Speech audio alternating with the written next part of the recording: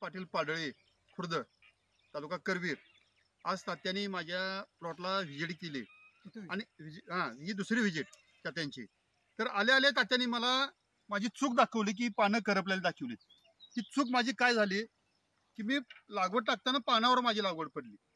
तर ही तात्यांनी माझी आल्या आल्या पहिली पानाची चूक दाखवली आणि मला सांगितलं की ही लागवड अशी टाकायची नाही, खाली व्यवस्थित एका बाजूला टाकायला पाहिजे होती. ही पहिली चूक. आणि दुसरी तिने एक सूचना केली की ही भांगलन आता नंतर हराटी लवाटा जो आता हाय वरती निघून पडलाय, हा पाणी पाजल्यानंतर तुम्ही वेचून काढा. काय होणार की आता जर वळल्यात जर मी भांगलन चालू केली तर ती माती लागलेली सगळी ऊसाच्या कोंबाना ती खाली येणार आणि व्यवस्थित निघणार नाही, तण पण व्यवस्थित निघणार नाही.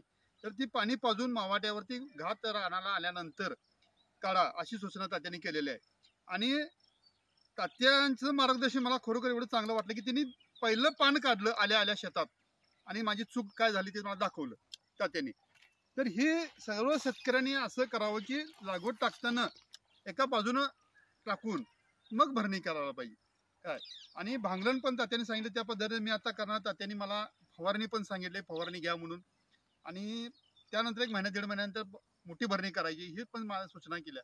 त्यामुळे तात्यांची व्हिजिट झाली की आमच्या ज्ञानात भर चांगली पडते. त्यामुळे असंच तात्याने आम्हाला मार्गदर्शन करावं.